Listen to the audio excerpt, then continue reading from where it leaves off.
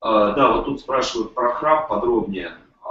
Если в двух словах, есть специальное устройство для лечения храпа, я про них говорить не буду. На мой взгляд, человек может легко победить храп.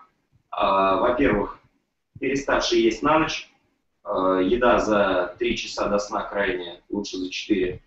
Исключивший алкоголь в последней еде, как минимум. То есть еда за 3 часа до сна легкая, вегетарианская, алкоголя нет, вечернее вино отменяется, если оно было. Дальше следующий пункт.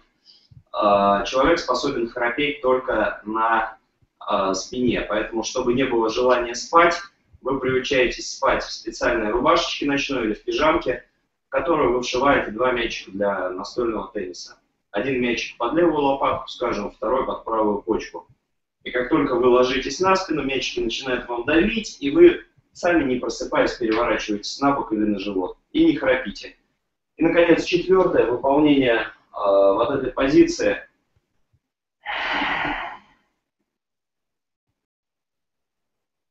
С максимально расширенной глоткой и высунутым языком, с долгой фиксацией на минимум дюжину дыханий, потихоньку укрепляет мышцы мягкого неба, и храп пропадает. Ну и пятое, храп связан с дисбалансом половых гормонов, тоже особые сексуальные практики работы с половыми железами, они тоже нормализуют, храп уходит. Храп победить легко, друзья мои, чтобы вы знали.